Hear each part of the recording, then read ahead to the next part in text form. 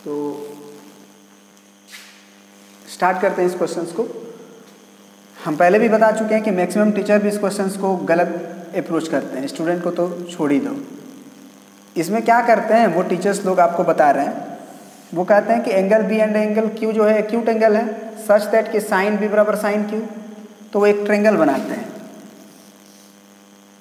B और Q को acute बोला है तो ये बी मान लेते हैं, ये क्यू बोल लेते हैं, ये दोनों एक्यूट हो गया। एक 90 डिग्री मान लेते हैं, कुछ भी ए बी सी डी, क्या फ़र्क पड़ता है। फिर कहते हैं कि हमारा जो प्रूफ करना है वो प्रूफ करना है कि एंगल बी बराबर क्यू है, और गिवन क्या है, गिवन ये था कि angle B and angle Q acute और एंड साइन बी बराबर साइन क्यू, एक ये गिवन था। टू प्रूफ था हमारे पास, टू प्रूफ कि आप एंगल बी बराबर प्रूफ कर दीजिए एंगल क्यू। तो अब हम वो क्या करते हैं कि साइन बी बराबर क्या लिख देंगे हम, साइन ऑफ क्यू। तो साइन बी तो ए क्यू अपॉन साइन क्यू, तो साइन क्यू के लिए साइन बी के लिए ए क्यू अपॉन क्या हो जाएगा क्यू बी, और इधर साइन क्यू के लिए ए बी अपॉन है ना क्यू बी। अगेन क्योंकि साइन का फॉर्मूला तो पी बाई एच होता है ना, तो बी के लिए पी क्या हो जाएगा क्यू है, यानी कि ए क्यू, और एच तो हमेशा क्यू बी होगा ही। उसी तरह इसमें भी पी बाई एच ही होगा, लेकिन पी अभी की बार क्यू के लिए लेना होगा, तो क्यू के लिए पी अब बी ए होगा ए बी। तो ये क्यू बी को काट देते हैं हम लोग, और आ जाता है ए क्यू बराबर ए बी। और ए क्यू बराबर अगर ए बी आ गया, ए क्यू बराबर अगर ए बी आ गया, तो हम कहते हैं कि अगर एक ट्रायंगल में दो साइड इक्वल हो गया तो दो एंगल भी इक्वल हो जाएंगे। तो एंगल बी बराबर एंगल क्यू, हेंस प्रूफ। कैसे लिख सकते हैं, कॉरस्पॉन्डिंग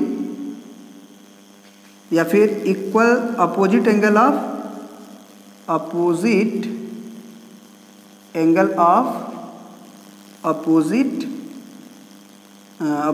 ऑफ इक्वल साइड्स, ऐसे लिख देंगे। ये थ्योरी आपको 9th क्लास से ही पता होना चाहिए कि इक्वल साइड्स के अपोजिट का एंगल इक्वल होते हैं, ऐसे लिख देंगे वो बराबर। तो यहाँ पे तो ये भी फिक्स हो गया ना कि एंगल बी बराबर 45 डिग्री और एंगल क्यू भी 45 डिग्री ही होगा, ये तो फिक्स हो गया ना। उन्होंने तो ऐसा नहीं कहा है कि एक्यूट जो एंगल है वो 45 डिग्री ही है। आपको पता होना चाहिए कि 90 है, ये बराबर है तो ये 45 ही होगा, ताकि तीनों का सम 180 डिग्री पूरा रहे। तो उन्होंने तो ऐसा नहीं कहा ना कि एंगल बी और एंगल क्यू 45 डिग्री, बस उसने कि एक्यूट बोला है। तो आप जो ये एक ही ट्रायंगल में काम कर रहे थे, इस पे एक आध मार्क्स मिल जाएगा आपको, कोई गलती नहीं, एक आध मार्क्स मिल जाएगा। लेकिन हमारे जैसा टीचर रहेगा तो आपको पूरा मार्क्स नहीं देगा, क्योंकि आप गलत बना रहे हो। 1 मार्क्स दे देंगे हम भी वैसे, लेकिन ये 5 मार्क्स के क्वेश्चन में 1 मार्क्स लेने की क्या ज़रूरत है, पूरा मार्क्स लेना हम लोग, तब बेहतर है। अब बताओ हमें कि फिर इसको कैसे बनाएं। इसने एंगल बी को एंगल क्यू को ये नहीं बोला था कि एक ही ट्रायंगल में है, तो तुम्हें 2 ट्रायंगल बनाना होगा। पहले तो तुम्हें क्या करना होगा, 2 ट्रायंगल बनाना होगा, एक्यूट वाला। माने राइट एंगल बनाओ, कोई दिक्कत नहीं है, लेकिन एक एंगल बी को यहाँ रखो, ए बी सी मान लो, और एक मान लो तुम कितना, ये एक काम करते हैं वैसे ही बना देते हैं, इधर से ये हो गया। इसे तुम क्यू बोले हो ना, क्यू मान लो, तो ये क्यू माने तो इसे पी मान लो, इसे आर मान लो। तो अभी तुम्हें क्या दिया हुआ है कि साइन बी, ये सी मानो, साइन बी बराबर साइन क्यू। तो इसका मतलब कि साइन बी बराबर साइन क्यू देने का मतलब हुआ उसका कि आपको साइन बी के सामने ए सी, तो perpendicular by hypotenuse A B हुआ ये, और इधर साइन क्यू से क्या होगा, तो साइन क्यू से आप लिख सकते हो कि P R upon R Q, ये लिख सकते हो ना। इतना इन्फॉर्मेशन से तुम्हें ये प्रूफ करना है कि अगर साइन बी बराबर साइन क्यूब हो गया है तो ये प्रूफ करो कि ये एंगल भी बराबर होगा। तो अब एक ट्रेंगल में नहीं ना हुआ, तब दिमाग खर्च होगा। और यही वो जानना चाहता है कि आप ऐसे करने जानते हो कि नहीं, क्योंकि ये अप्रोच ही गलत है। क्योंकि ये बस 45 डिग्री के लिए संभव है, जबकि कोई भी एक्यूट एंगल 90 डिग्री से छोटा, कोई भी एंगल 30 डिग्री के लिए, 60 डिग्री के लिए, 45 डिग्री के लिए, है ना, 59 डिग्री के लिए, सब के लिए आपको प्रूफ करना है ये बात को। ठीक है, तो चलिए अब देखते हैं, इसको मिटा के मेथड 2 से बनाते हैं। मेथड 1 ही एक्चुअली, क्योंकि ये तो गलत ही है। तो चलिए, तो एक बात बता दें आपको, एक्चुअली इवन आप अगर सिमिलरिटी ऑफ ट्रायंगल पढ़े होंगे तो ये समझ में आएगा, और अगर नहीं पढ़े हैं तो कुछ चीज़ें आपको बता देते हैं जिससे आपको हेल्प मिलेगा सिमिलरिटी को यूज करने का।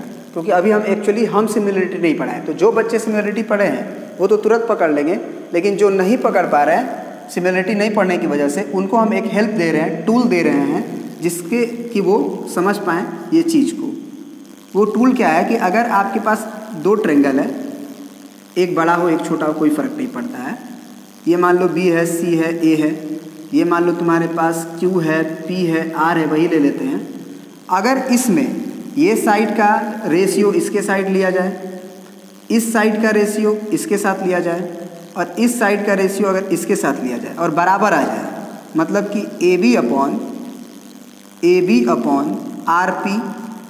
RQ, और इधर AC अपॉन RP, और इधर BC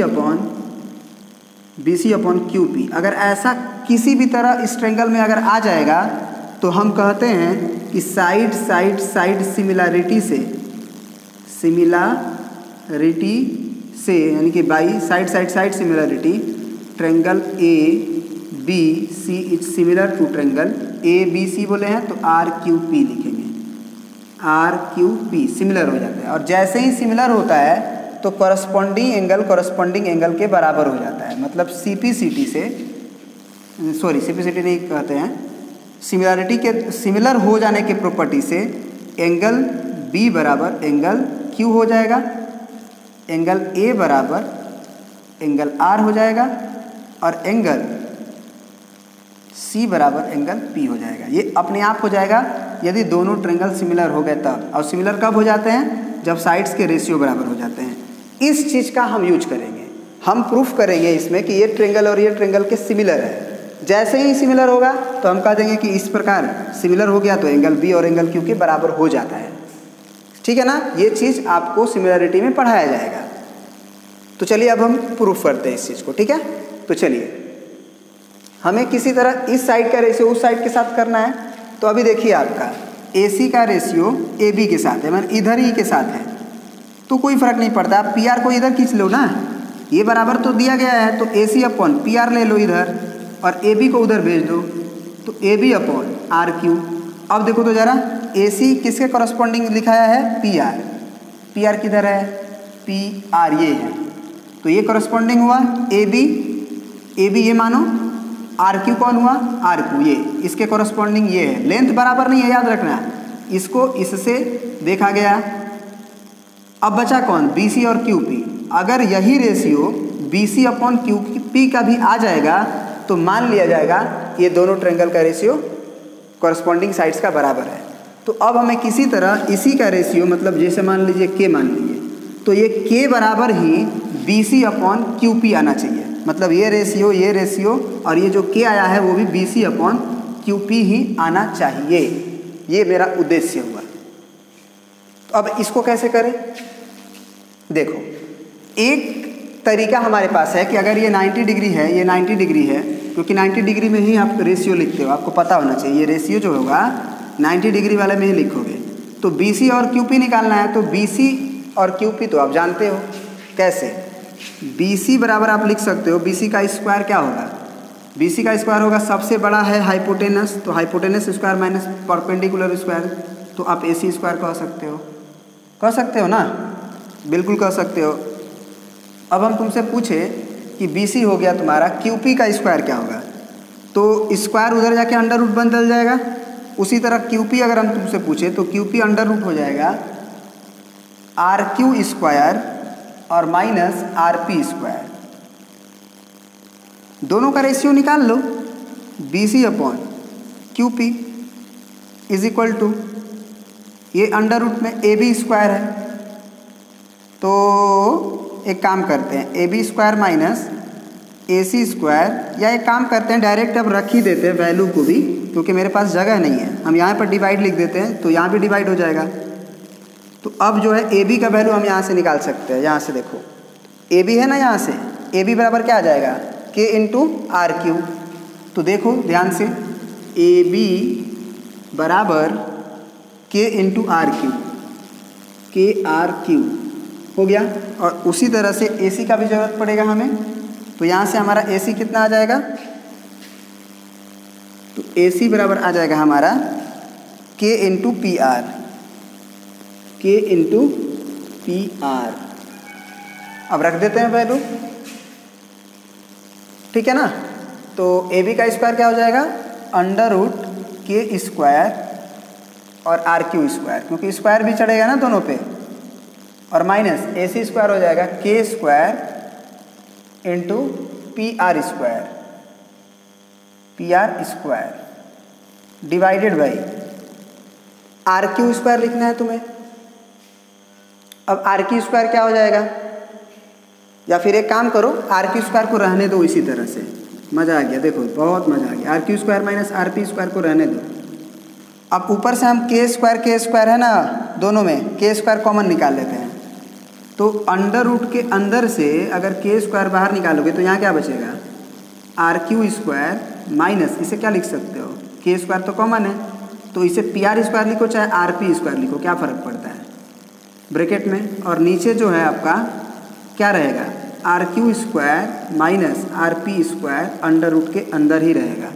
तो K स्क्वायर से तो K बाहर हो जाएगा, और यहाँ ध्यान से देखो RQ square minus RP square, RQ square minus RP square, ये दोनों अंडर रूट में, केवल K बाहर हो जाएगा, तो ये तो कट गया, तो ये K के बराबर आ गया। और K के बराबर कौन आ गया, BC बाई QP। तो BC अगले स्टेप में BC अपॉन QP यदि K के बराबर आ गया, तो BC अपॉन QP इसके भी तो बराबर है, K इसके भी बराबर है, इसका मतलब तीनों बराबर हो गया। तो हम कह सकते हैं इसको मान लेंगे 2 और इसको मान लेंगे 1, तो बोलेंगे कि K ही इसके भी बराबर है और यही K इसके भी बराबर है। तो फ्रॉम 1 and 2 हम क्या बोल सकते हैं,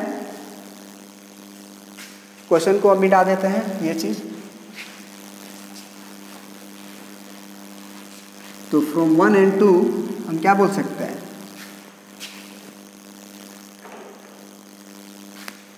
कि AC upon PR is equal to AB upon RQ is equal to BC upon QP। तो अगर एक ट्रेंगल में सब बराबर हो जाए, AC अपॉन PR, ये AC अपॉन PR, फिर AB, ये AB अपॉन RQ और BC और ये QP, तो ये क्या हो गया भाई, ये हो गया साइड सिमिलरिटी से ट्रायंगल बाई साइड सिमिलरिटी से triangle ABC is similar to triangle RQP। तो यहाँ से निष्कर्ष निकलता है कि एंगल B एंगल Q के बराबर हो गया, हेंस प्रूव्ड। तो इस तरह से इस क्वेश्चन को हम लोग बनाते हैं, ठीक है। एक और भी क्वेश्चन है, बहुत इंपॉर्टेंट है, उसको लिख देते हैं, अगले लेक्चर में इसको भी डिस्कस कर देंगे। ये आपके होमवर्क्स हैं, आपको बना के रखना है, और आपके NCERTs के भी क्वेश्चंस और RD शर्मा के भी क्वेश्चंस आपको बना के रखना है। दूसरा चीज़ कि ये जो क्वेश्चन 1 और 2 है, आपसे हो सकता है कि नहीं बने स्टार्टिंग में, लेकिन आप बनाने का कोशिश ज़रूर करना। लेकिन अभी के जो पढ़ाई हुआ है उसके हिसाब से 3 नंबर, 4 नंबर और 5 नंबर आप बना सकते हो, ठीक है। हम इसका भी आंसर लिख देते हैं आपके सामने, ठीक है, और उसका भी आंसर लिख देते हैं। चलिए, पहला का answer sin p cos p और tan p का वैल्यू लिख दिया गया है। पहला sin p का है, दूसरा cos p का है और तीसरा tan p का। उसी तरह से साइन क्यू का 7/25 और कॉस क्यू का 24/25। आप बना के आंसर मिला लीजिएगा। दूसरा चीज़ कि इतना तो होमवर्क रहेगा ही रहेगा, आपको RD शर्मा का 5.1 अगर बुक अवेलेबल है तो, नहीं तो अवेलेबल करा लीजिए, PDF मान लीजिए दोस्त से पिक मांग के, वो बना लीजिए, और 8.1 NCERT इसका बना लीजिए। ठीक है, तो चलिए मिलते हैं फिर नेक्स्ट वीडियो में, तब तक के लिए बाय।